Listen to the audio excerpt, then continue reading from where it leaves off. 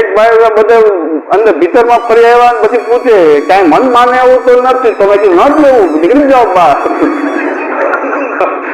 આટા શું કામ મળો છો? આ એક ચોર બેઠો છે આપણી અંદર, વિષય આક્રાંત દેહા નામ નાવે છે સરદાર. બીજાને શું મળી ગયું છે? સિદ્ધાંત નું નામ મળી ગયું છે. સિદ્ધાંત નું બાનું કેવું મળી ગયું છે આપણને કે ફલાણો ભાઈ પોતાના તન પોતાના ઠાકોરજી ભોગ કરે છે એટલે પ્રસાદ લેવા, તોય ન લેવાય. લે એનું દ્રવ્ય એના ઠાકોરજી એ મહાપ્રભુજીની કાનીથી પ્રભુ આરોગ્ય છે. એનું દ્રવ્ય એટલે આરોગવા માટે બંધાયેલા છે ભગવાન. મારું દ્રવ્ય મારા ઠાકોરજી આરોગાવું એટલે આરોગ્ય એટલે હવે પ્રસાદ લેવાય, તોય ન લેવાય. બોલો કેમ ન લેવાય? આપણે વિચાર કરશું.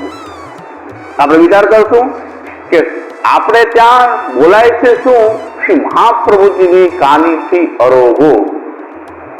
એના સિવાય તો કઈ મારું તન છે એટલે અરોગવું પડશે એમ તો નથી કેતા. વિનંતી કરતા મારું તન છે, તનું વિત્ત છે, અરોગો.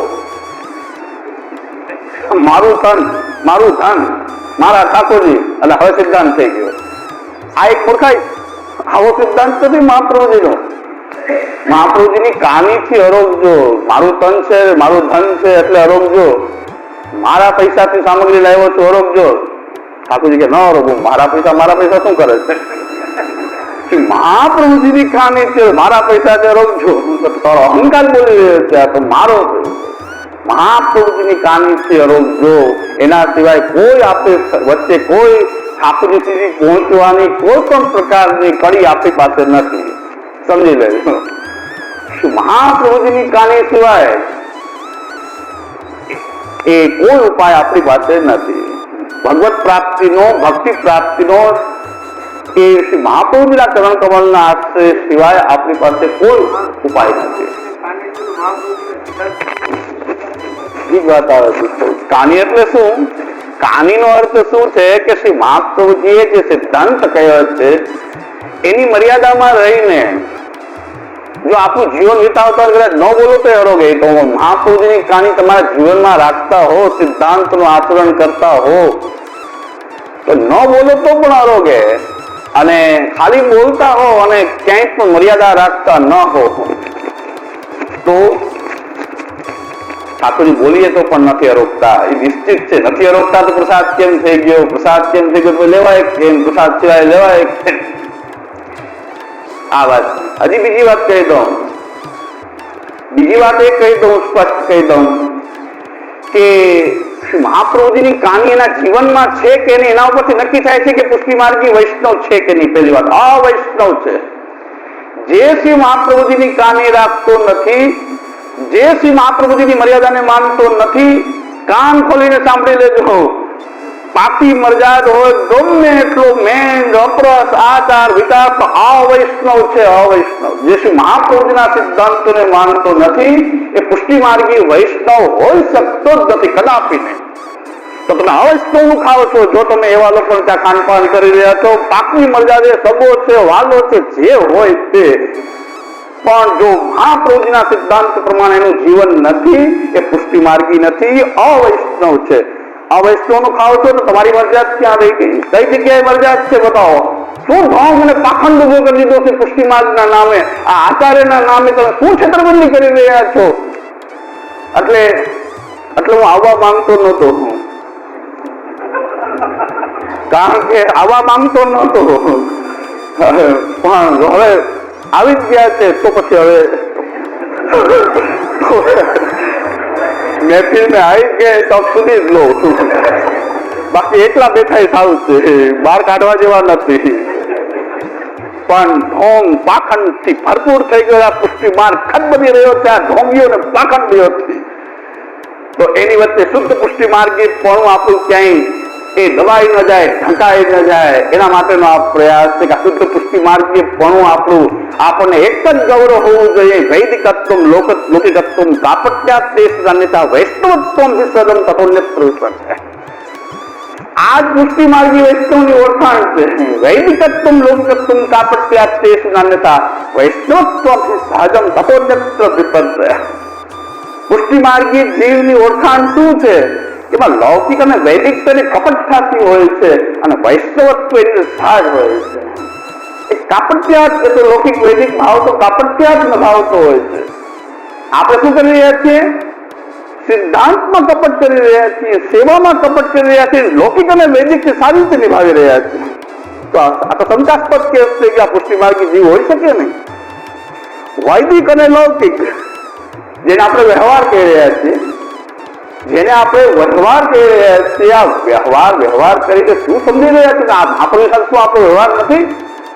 આ આચાર્યકરણ સાથે આપણો કોઈ વ્યવહાર નથી?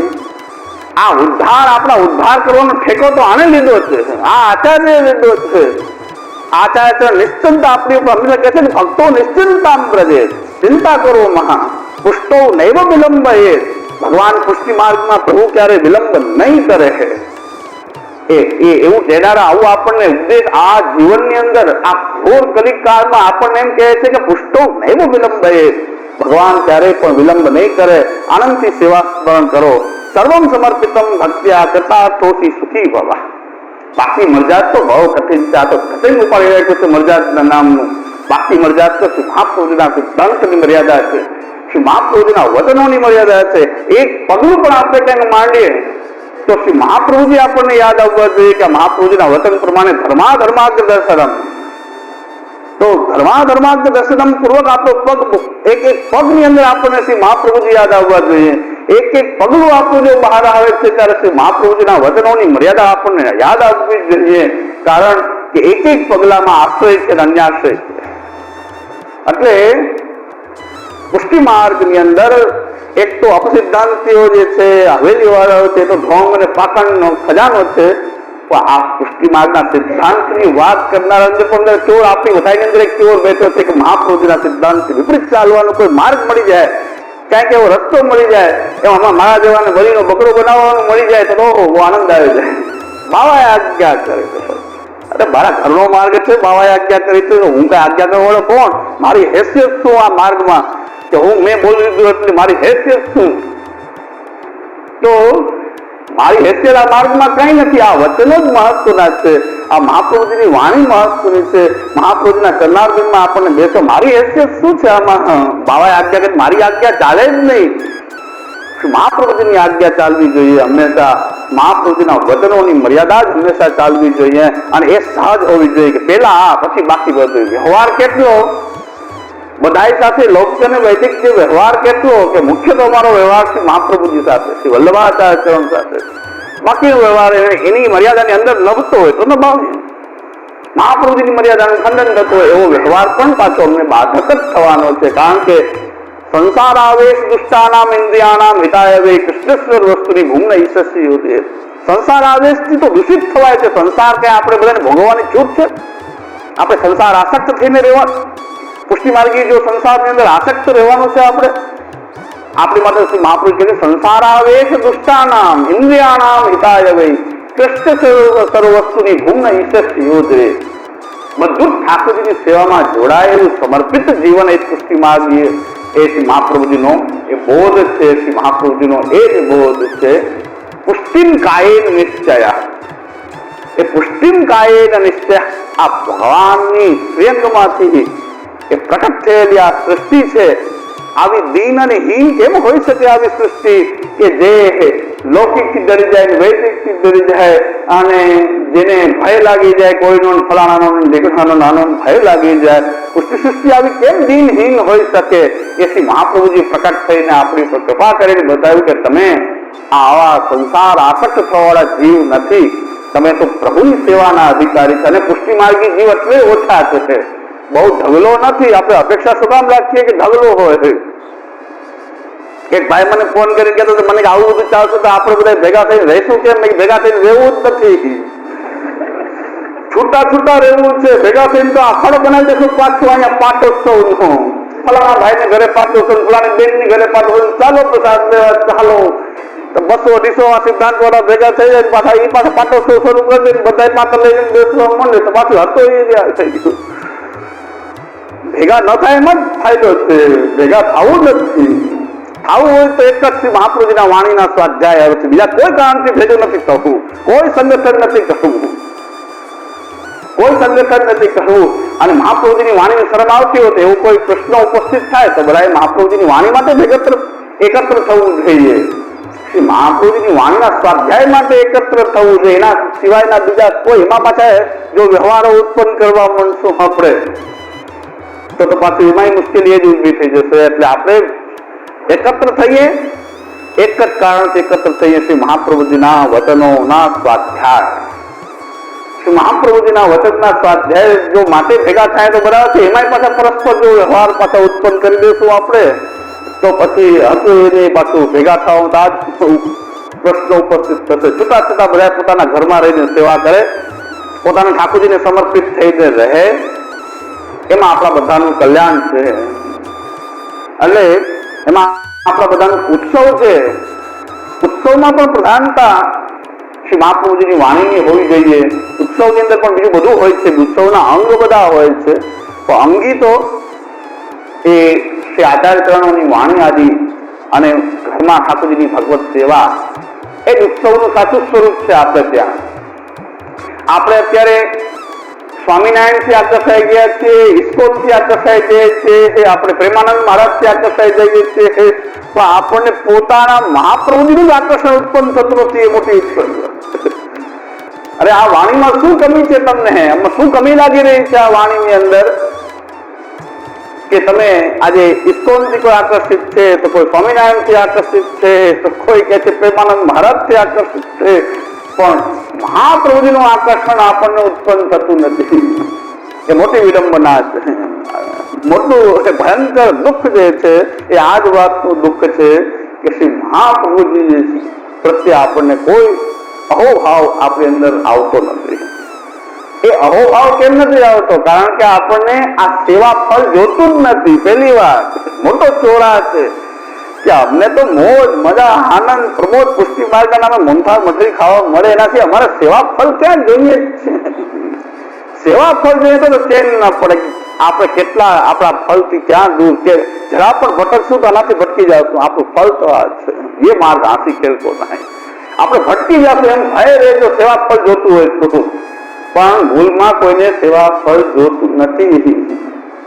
સેવા ફળ જોતું નથી, ભગવત સેવા જોતી નથી. પુષ્ટિ માર્ગમાં સિદ્ધાંતનું અધ્યયન કરીને પણ ભગવત સેવાથી દૂર ભાગવાના ચોર બેઠા છે. ભગવત સેવાથી કેમ દૂર ભગાય એ આપણું ધ્યેય છે બધા એનું. એટલે દામોદરદાસજી પણ એ જ કહ્યું હતું, રાજ એ માર્ગ હાથી ખેલતો નહીં. શ્રી મહાપ્રભુજી પણ આજ્ઞા કરે છે કે વિષયાકરાન દેહાનામ નાવે સર્વદા હરે. અને કેટલા કૃપાળુ આચાર્ય છે શ્રી મહાપ્રભુ વલ્લભાચાર્ય ચરણ. એ કેટલાક કૃપાળુ આચાર્ય છે કે જીવને દોષ સહિત એનો સ્વીકાર કરી રહ્યા છે, પણ જીવને એક ઉપાય બતાવી રહ્યા છે કે હું તમારી સાથે છું. કેવી રીતે સાથે છું? અહમ નિરુદ્ધો રોધે નિરોધ પદવીમ ગતા નિરુદ્ધાનાંતોધાય નિરોધમ પ્રણયામ. મેં જે રીતે રહીને આ પ્રકારની ભક્તિને સિદ્ધ કરી એમ કહી રહ્યા છો. સાક્ષાત ભગવાનના મુખારબિંદ રૂપ આચાર્ય એ મુખારબિંદ રૂપ જે આચાર્ય જે છે એ પોતે આજ્ઞા કરી રહ્યા છે કે અહમ નિરુદ્ધ રોધે નિરોધ પદબિંગતા નિરુદ્ધાનાંતુર્હાય નિરોધમ વર્ણયામિ. એ નિરોધનું વર્ણન કરું છું કે જે નિરોધની સિદ્ધિ મેં પ્રાપ્ત કરી છે. પુષ્ટિ માર્ગની અંદર મોટી તકલીફ આપણે શું છે કે આપણે એ ભક્તિની જે નિરોધાવસ્થા જે છે ભક્તિની, એની માટે શ્રી મહાપ્રભુજી પોતે આજ્ઞા કરે છે કે નાત પર તરો મંત્ર, નાત પર તરસ્તવ, નાત પર તરા વિદ્યા, તીર્થમ નાત પરાત્રમ. આનાથી મોટું કોઈ તીર્થ નથી. તો પાછા કુંભ મેળામાં ક્યારે જવું કે ન જવું? અરે નાત પર તરો મંત્ર, નાત પર તરસ્તવ, નાત પર તરા વિદ્યા, તીર્થમ નાત પરાત્રમ. ફોન કરી પૂછી કે કુંભ મેળામાં મહાત્મ્ય આપણે આ ખરું નાવા જવું કે ન જવું? મેં કીધું કુંભ મેળા વાળા બીજા મહારાજ બેઠા જ છે, એને પૂછી દો. કુંભ મેળામાં બિરાજે જ છે. તીર્થ સકલ્પનાથ કીધા એ ઝંડો લગાવીને બેઠા જ છે ત્યાં. જાઓ પહોંચી જાઓ ત્યાં. એ ઝંડો લઈને બેઠા છે ત્યાં. એ મેળામાં બિરાજી રહ્યા છે. નાગા બાવ બીજા બધા વચ્ચે થોડી દખાવી છે. એને પૂછો, એ મહારાજ ને પૂછો. પણ અમે તો એમ કહે છે કે અમારો મહારાજ તો એમ કહે છે નાત પરતરો મંત્ર નાત પરતરસ નાત પરતરા વિદ્યા તીર્થમ નાત પરાત્પરમ. જે ઘરમાં બિરાજતા જે ઠાકોરજી જે છે પ્રકટ ગુજરાતી સાક્ષાત શ્રી કૃષ્ણ છે અને એ સૌદા સર્વભાવે ન ભજનીયો વ્રજાધિપસ્યાય ધર્મોહી નાન્ય સ્વાપી કદાચ. ક્યાંય પણ જાઓ, ગોલોકમાં જાઓ કે વ્યાપી વૈકુંઠમાં જાઓ તો આ વ્રજાધીશની સેવા સિવાય બીજો કોઈ ધર્મ છે નહીં. પુષ્ટિ માર્ગમાં બીજો કોઈ ધર્મ નથી. સર્વદા સર્વભાવે ન ભજન્યો વ્રજાધિપા તસ્યાય ધર્મોહી નાન્ય સ્વાપી કદાચ. ક્યાંય પણ જાઓ સૌદા સર્વભાવે ન ભજન્યો વ્રજાધિપા. વ્રજમાં જાઓ તો યાદ ધર્મ છે, ઘરમાં રહે તો યાદ ધર્મ છે, ગોલોક ધામમાં જાઓ તો યાદ ધર્મ છે, પ્રવાસમાં જાઓ તો યાદ ધર્મ છે. સૌદા સર્વભાવે ન ભજન્યો વ્રજાધિપા તસ્યાય દેવ ધર્મોહી નાન્યત્વાપી કદાચ. એટલે આનાથી છટકવાની વાત કરશો તો એ પુષ્ટિ માર્ગમાં કોઈ ના તત્પર કરો મંત્ર, કોઈ મંત્ર નથી અમારી પાસે. આનાથી વધારે ભગવત સેવા ભગવત કથા સિવાય બીજો કોઈ મંત્ર નથી કે જે કોઈ મોટો હોય. ના તત્પર તરસ તવા, એનાથી મોટું કોઈ સ્તોત્ર નથી. જેટલા પણ સ્તોત્ર છે એ આ માર્ગમાં વધુ વધુ દ્રઢ કરવા માટે છે. પણ સ્તોત્ર કોઈ આ ભક્તિથી વિરોધાવસ્થા પન્ના એ ભક્તિથી કોઈ મોટું તો કોઈ સ્તોત્ર પણ નથી. સર્વોત્તમ સ્તોત્ર નહીં કે ઠાકોરજીની સેવા છોડીને સર્વોત્તમજીના પાઠ કરીએ. એ સર્વોત્તમજીના પાઠ પણ ઠાકોરજીની સેવા માટે જ છે. કારણ કે શ્રી મહાપ્રભુજી અંદર કહી રહ્યા છે સેવા જ ફળ છે. સેવા એ સેવા ફળ કીધું છે અહીં મહાપ્રભુજી. ગ્રંથનું નામ છે સેવા ફળ. પુષ્ટિ માર્ગનું અંતિમ ફળ તો ભગવત સેવા જ છે. અને એ ફળમાં તો આપણે છીએ.